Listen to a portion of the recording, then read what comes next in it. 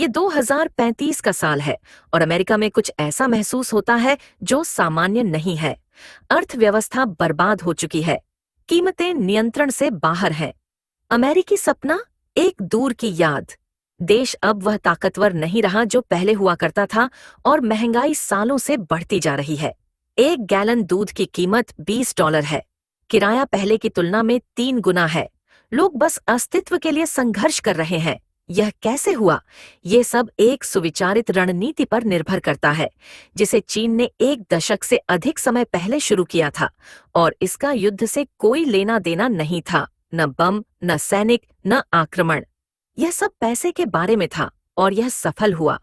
आज के एपिसोड में इन्फोग्राफिक्स शो पर हम उस मास्टर प्लान का खुलासा करने जा रहे हैं जिसे चीन अभी अमेरिका को 2035 तक पीछे छोड़ने के लिए लागू कर रहा है। 2024 में चीन के स्वयं के राज्य द्वारा संचालित मीडिया ग्लोबल टाइम्स ने पुष्टि की कि जिन चीजों का कई लोगों ने डर रखा था, चीन का आर्थिक प्रभुत्व तेजी से बढ़ रहा था। रिपोर्ट में उद्धृत विशेषज्ञों ने भविष्यवाणी की कि चीन की निरंतर आर्थिक गति इसे 2035 तक दुनिया की सबसे बड़ी अर्थव्यवस्था बना देगी। भारत, रूस, कनाडा और अमेरिका के विश्लेषक शामिल हैं, ने 2035 के लिए एक पूर्वानुमान प्रकट किया और चीन की रणनीति के पीछे के प्रमुख कारकों को स्पष्ट किया। इस अधिग्रहण की नींव एक निरंतर और संचयी ब्याज है, एक अत्यधिक उत्पादक कार्यबल और उच्च गुणवत्ता वाले वैश्विक प्रतिस्पर्धात्मक उद्योगों का तेजी से विस्तार। लेकिन इससे अधिक भी है।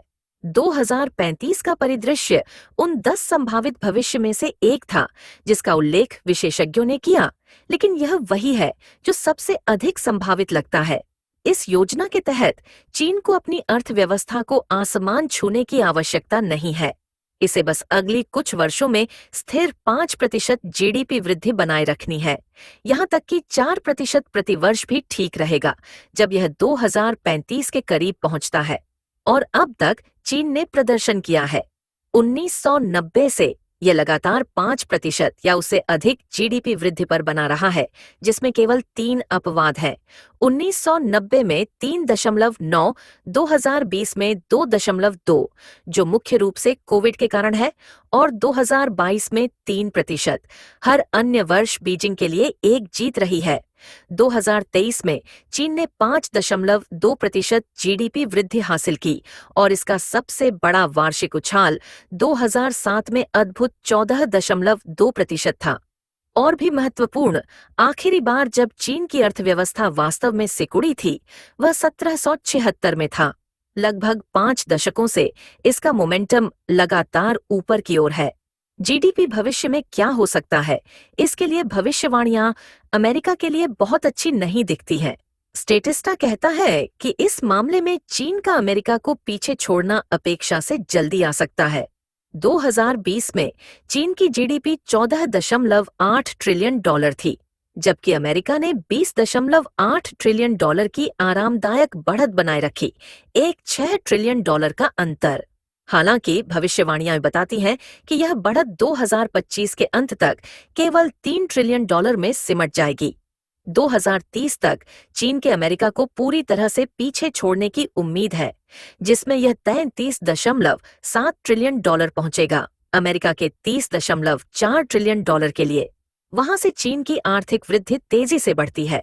2035 तक चीन की जीडीपी $49.1 ट्रिलियन तक पहुंचने का अनुमान है, जबकि अमेरिका केवल 36.2 ट्रिलियन तक मामूली वृद्धि का प्रबंधन करेगा। ऐसा प्रतीत होता है कि कोविड ही एकमात्र ऐसी चीज थी जिसने चीन को धीमा कर दिया। लेकिन उस मुद्दे को हल करने के साथ यह दुनिया की आर्थिक महाशक्ति बनने की राह पर वापस आ गया है, और यह अमेरिका है जो उस बदलाव का खामियाजा भुगतेगा। बड़ा सवाल यह है कि यह सब कैसे हो रहा है। चीन की आगे निकलने की योजना। अमेरिका आर्थिक रूप से जटिल और बहुआयामी है, लेकिन यह कुछ ऐसी चीज से शुरू होता है जिसे हम सभी समझ सकते हैं। चीन में अमेरिका की तुलना में कहीं अधिक श्रमिक हैं, और यह पहले से ही इस श्रम लाभ से लाभान्वित हो रहा है, ताकि बड़े पैमाने पर विनिर्माण की बात आने पर खुद को देश बना सके। ये एक चौंका देने वाला विचार है। यूएस अभी भी दुनिया की सबसे गतिशील अर्थव्यवस्थाओं में से एक है। हालांकि चीन का विशाल कार्यबल, लगभग 750 मिलियन मजबूत एक खेल है परिवर्तक। यह अमेरिका के 170,770,000 श्रमिकों से 4.4 गुना अधिक है। सबसे बुनियादी स्तर पर यह भव्य जनशक्ति चीन को अमेरिका की तुलना में 4 गुना अधिक वस्तुएं उत्पादन करने की क्षमता प्रदान करती है, जिससे इसे औद्योगिक उत्पादन, विनिर्माण और आर्थिक विकास में एक अत्यधिक लाभ मिलता है। इस तरह की कार्यबल के साथ चीन सिर्फ प्रतिस्पर्धा नहीं कर रहा है, यह आगे बढ़ रहा है और चीन की आर्थिक वृद्धि समाप्त होने के करीब नहीं है। अमेरिका में कई लोगों ने इस विचार से खुद को सांत्वना दी है कि हम पहले से ही पीक चीन को देख रहे हैं। यह धारणा कि दशकों तक तेज वृद्धि के बाद चीन की अर्थव्यवस्था एक स्वाभाविक मंदी तक पहुंच गई है और कभी भी अमेरिका को पार नहीं कर पाएगी, जबकि चीन संभवतः ठहराव न आना। कुछ लोगों का तर्क है कि इसकी वृद्धि अमेरिका को पीछे छोड़ने के लिए अब पर्याप्त तेजी से नहीं होगी। हालांकि यह विश्वास एक मिथक हो सकता है। रेनमिन यूनिवर्सिटी के Chongyang institute for financial studies के वांग वेन के अनुसार चीन की आर्थिक वृद्धि अभी भी गति प्राप्त कर रही है। पीक चाइना का विचार बस इच्छा शक्ति का मामला है। क्यों? यह सब शहरीकरण के बारे में है। चीन का शहरीकरण दर केवल 65% है। यदि भविष्य में 80% पर गणना की जाए तो इसका मतलब है कि 200 से 300 मिलियन लोग शहरी क्षेत्रों में प्रवेश करेंगे, जिससे वास्तविक अर्थव्यवस्था में एक बड़ा बढ़ोतरी होगी, वांग का दावा है। दूसरे शब्दों में, चीन अब भी अपने बहुत बड़े जनशक्ति का पूरा लाभ उठाने के करीब नहीं है। जब वह ऐसा करेगा तो अमेरिका को परेशानी होगी। 2023 में अमेरिका की 83.3% शहरीकरण दर की तुलना करें, जो चीन द्वारा वर्तमान में 65% की गई है, और केवल एक निष्कर्ष निकलता है। चीन के पास अपनी अर्थव्यवस्था बढ़ाने के लिए बहुत जगह है। यह अमेरिका है जिसे अपनी छोटी पर पहुंचने का शायद पहले ही सामना करना पड़ गया है। चीन की भव्य आर्थिक रणनीति का पहला चरण शहरीकरण को तेज करना है। अपनी विशाल जनसंख्या के अधिक हिस्से को शहरों की ओर ले जाना, जहां वे उच्च उत्पादकता उद्योगों में योगदान कर सकते हैं, जो जीडीपी वृद्धि को चलाते हैं। लेकिन यह योजना यहीं नहीं रुकती। एक दूसरा, अधिक दुष्ट तत्व अमेरिका के सबसे बड़े आर्थिक प्रेरक, कॉरपोरेट लालच का सीधे फायदा उठाता है। अमेरिका की कंपनियों को मैन्युफैक्चरिंग आउटसोर्स करने के लिए मनाकर चीन न केवल निवेश की एक स्थिर धारा सुरक्षित कर सकता है, बल्कि अमेरिका के औद्योगिक आधार को भी कमजोर कर सकता है। 1990 के दशक से चीन ने खुद को विश्व का कारखाना के रूप में रणनीतिक रूप से स्थापित किया है, जिससे यह सस्ती, बड़े पैमाने पर मैन्युफैक्चरिंग की खोज करने वाली कंपनियों के लिए आदर्श गंतव्य बन गया है। बीजिंग ने चारा डाला और अमेरिकी निगमों ने इसे पूरी तरह से स्वीकार कर लिया, हर एक बिंदु पर। कारण सरल है, वेतन।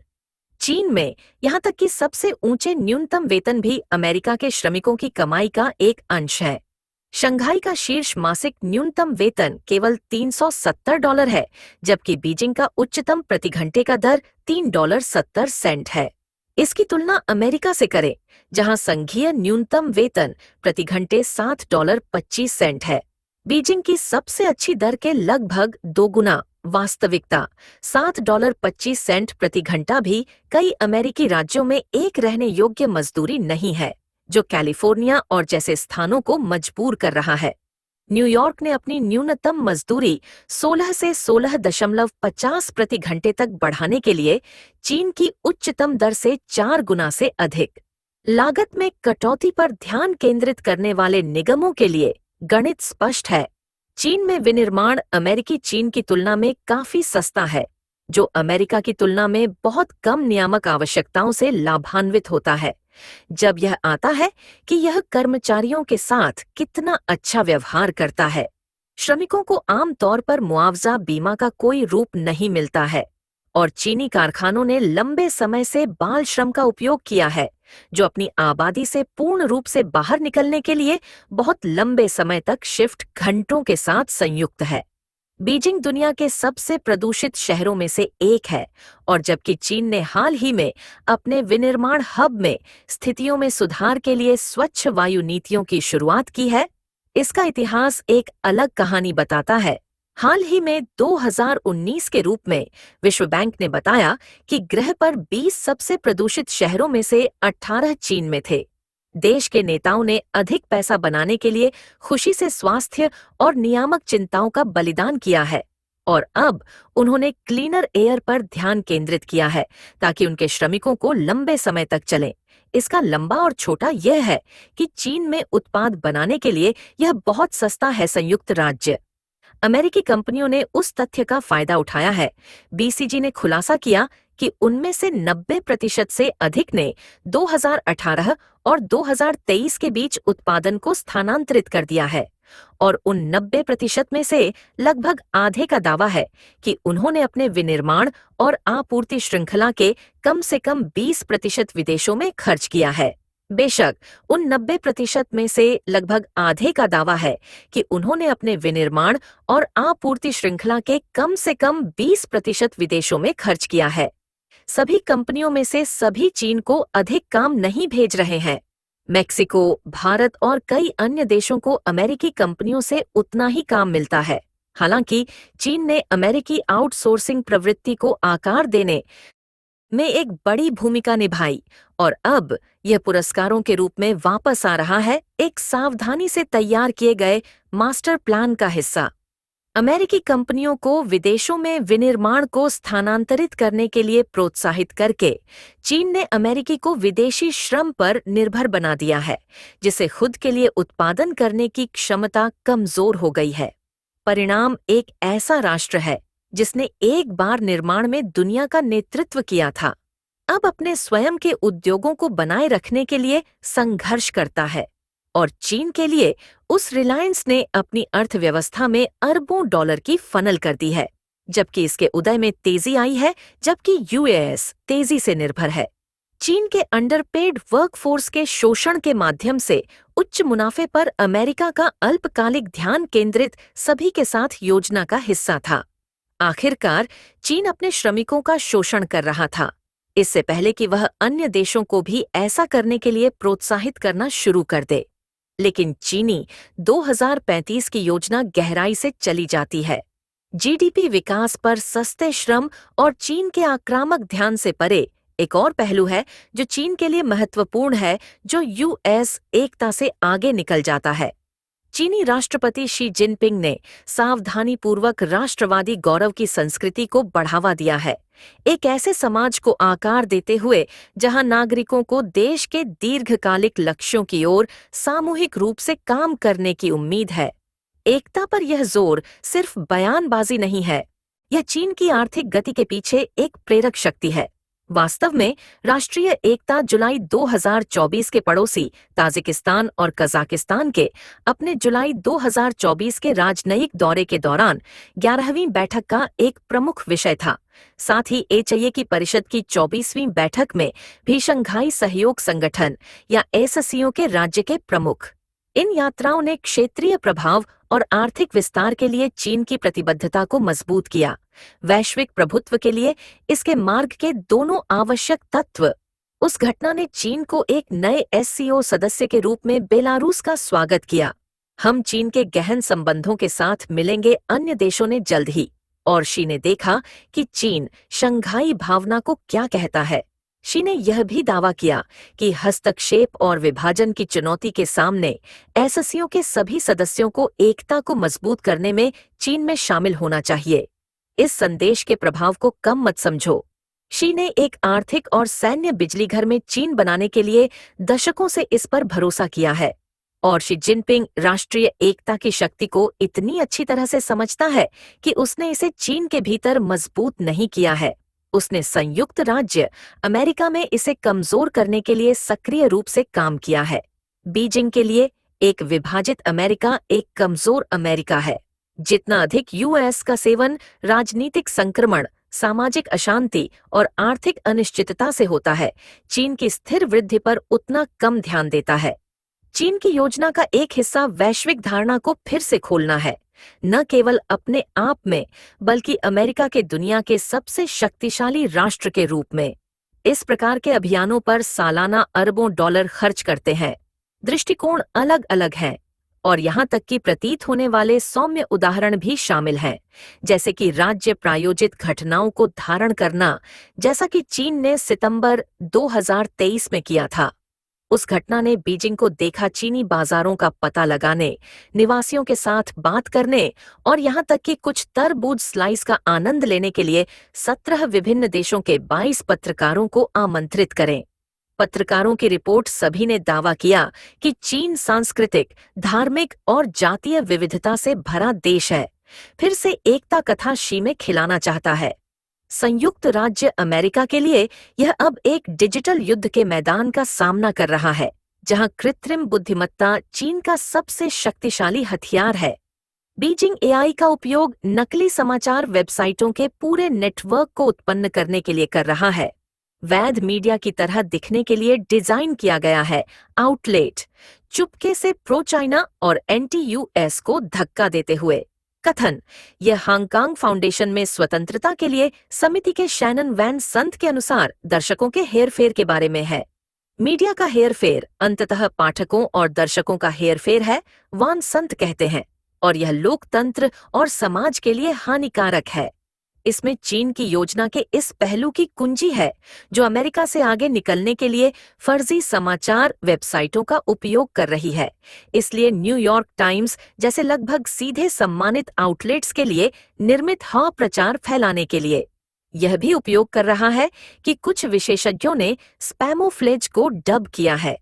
ये नकली चीनी सोशल मीडिया अकाउंट हैं, जो नकली जानकारी या बहस को फैलने के लिए अमेरिकी व्यक्तित्व पर ले जा रहे हैं। ग्राफिका ने एक्स पर इन खातों में से 15 की पहचान की, एक टिकटॉक पर एक, और 2024 में एक छोटे से अध्ययन में अमेरिकी समाचार आउटलेट्स को लागू करने वाला एक खाता, और नेट पर इन प्रकार के नकली खातों के सैकड़ों की संभावना है। डिवीजन बनाने के लिए आवश्यक किसी भी तरह से यह प्रभाव है। उस डिवीजन की किस उद्देश्य से काम करता है? सरल व्याकुलता। जबकि यह सभी नकली खबर चल रही है, चीन भी कुछ और कर रहा है, ये सुनिश्चित करने के लिए कि यह 2035 तक यूएस से आगे निकल जाता है। यह निवेश कर रहा है भारी। अमेरिका को पार करने के लिए आवश्यक 5% वार्षिक जीडीपी वृद्धि को बनाए रखने के लिए चीन को अपने जीडीपी का लगभग 40% घरेलू और विदेशी बाजारों में दोनों को फिर से स्थापित करना होगा। यदि बीजिंग अपने निवेश को बुद्धिमानी से चुनता है, तो यह पुनर्निवेश रणनीति न केवल अपने स्वयं के विस्तार को बढ़ावा देगी, बल्कि वैश्विक आर्थिक विकास के प्राथमिक इंजन के रूप में चीन की भूमिका को भी सीमेंट करेगी। विश्लेषकों के अनुसार चीन एक जो वर्तमान में मौजूद है, अभी अमेरिकी डॉलर दूर है और आरक्षित मुद्राओं में नेता से दूर है। राष्ट्र सामूहिक रूप से अमेरिकी डॉलर के 6.7 ट्रिलियन डॉलर बनाए रखते हैं, जिससे अमेरिका को सभी रिजर्व फंडों का 59% हिस्सा मिलता है। यूरो आगे आता है, 2.3 ट्रिलियन पर रिजर्व शेयर के 80% के लिए लेखांकन। चीन का युआन रेनमिनबी लगभग 2 बिलियन डॉलर और 2% रिजर्व शेयरों से एक लंबा रास्ता तय कर रहा है। लेकिन यह बाजार हिस्सेदारी के द्वारा उच्चतम आरक्षित मुद्रा है, जिसे हम गैर पश्चिमी संरेखित राष्ट्रों पर विचार कर सकते हैं। फिर भी उन नंबरों का सुझाव है कि डॉलर जल्द ही किसी भी समय दुनिया के रिजर्व के रूप में प्रतिस्थापित नहीं किया जाएगा। हालांकि चीन के पक्ष में खेलने वाले कारक हैं। अतीत में चीन ने संभवतः युआन के मूल्य को कृत्रिम रूप से उदास कर दिया है। संभवतः खुद के बारे में बात की गई विनिर्माण में खुद को बढ़त देने की संभावना है।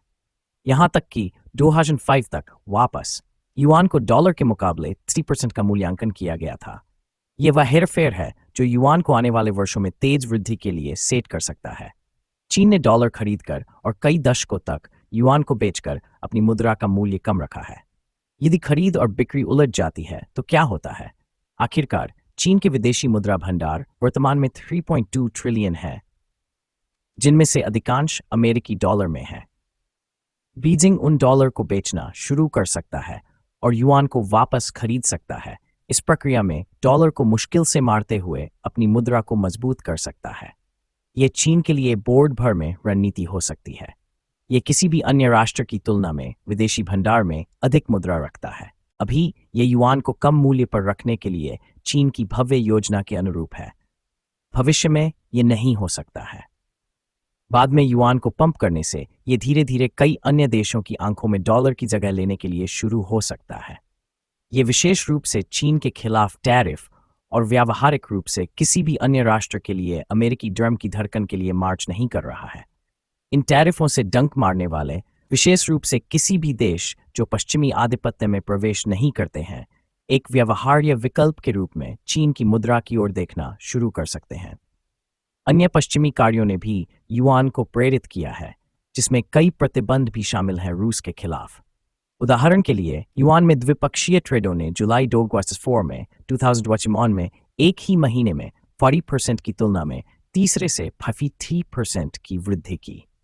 चीन का आउटबाउंड व्यापार तेजी से डॉलर के पारिस्थितिकी तंत्र के बाहर किया जा रहा है। 2000 से 80% आंकड़े के साथ पश्चिम के प्रतिबंधों के बाद से आधा हो गया है।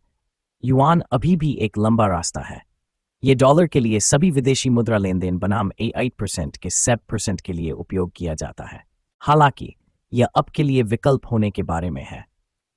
जैसा कि कुछ देशों के लिए डॉलर से निपटने के लिए कठिन हो जाता है, चीन युआन को एक रिजर्व और ट्रेडिंग मुद्रा के रूप में पेश करता है। समय के साथ और ब्रिक्स और BRI की मदद से चीन डॉलर से पहले अपनी मुद्रा पर भरोसा करने के लिए और भी अधिक देशों को प्रभावित करना शुरू कर सकता है। यह एक दीर्घकालिक योजना है और ये 2025 तक पूरा नहीं किया जाएगा। हालांकि रिजर्व मुद्रा के रूप में डॉलर का प्रतिस्थापन एजेंडा पर है और बहुत सारे ब्रेडक्रम्ब हमें दिखा रहे हैं कि चीन इसकी ओर काम कर रहा है। और चीन की भव्य योजना प्रौद्योगिकी का अगला हिस्सा है। चीन पर लंबे समय से अन्य देशों की प्रौद्योगिकियों की नकल करने का आरोप लगाया गया है। US इंटरनेशनल व्यापार आयोग ने लंबे समय से बताया है कि अमेरिकी कंपनियां नियमित रूप से चीन में बौद्धिक संपदा IP की चोरी से पीड़ित हैं। 2009 में $8 बिलियन तक पहुंचने के साथ साथ एक ऐसा आंकड़ा है जो संभवतः काफी बढ़ गया है। लेकिन यह केवल आर्थिक गिरावट नहीं है, यह एक बड़ी रणनीति का हिस्सा है। चीन के प्रयास निष्क्रिय IP उल्लंघन से परे हैं। इनमें एक मुश्त चोरी शामिल है। एक प्रमुख चीन से माल एक अल्पकालिक उत्तर प्रदान कर सकता है, हालांकि वे लंबे समय में अमेरिका को भी नुकसान पहुंचा सकते हैं। चीन इन टैरिफों का उपयोग अन्य देशों को एक प्रमुख व्यापारिक भागीदार के रूप में अमेरिका से दूर जाने के लिए प्रभावित करने के तरीके के रूप में भी कर सकता है। अमेरिका भी बीजिंग से आगे रहने की कोशिश करने और रहने के लिए नवाचार में निवेश कर सकता है। इसके अलावा इसे ब्रिक्स और BRI समस्याओं को दूर करने के तरीके खोजने की आवश्यकता है। चीन ने पिछले 3 दशकों में बुद्धिमानी से खुद को अपरिहार्य के रूप में अपने आप के रूप में संभव के रूप में अपरिहार्य बनाने में बिताया है। इसने कहीं और प्रभाव का निर्माण किया और कम कर दिया हर अवसर पर अमेरिका की अर्थव्यवस्था। योजना हमेशा जगह में थी और अगर केवल चीन में अमेरिका के दृष्टिकोण में कुछ भी नहीं बदलता है, बल्कि समग्र रूप से वैश्विक अर्थव्यवस्था में इसकी स्थिति है, तो चीन को 2028 तक US से आगे निकलने से रोकने के लिए कुछ भी नहीं हो सकता है और इसे अपनी बढ़ती सेना के स्क्रैप का उपयोग करने के लिए भी नहीं किया जा सकता है। लेकिन आप 2025 के लिए चीन की भव्य योजना के बारे में क्या सोचते हैं? क्या बीजिंग इसे बंद कर देगा या ऐसी बाधाएं हैं जो चीन को अपने सकल घरेलू उत्पाद के विकास के लक्ष्यों को मारने से रोक सकती हैं? हमें टिप्पणियों में बताएं। अभी के लिए हमारे चैनल की सदस्यता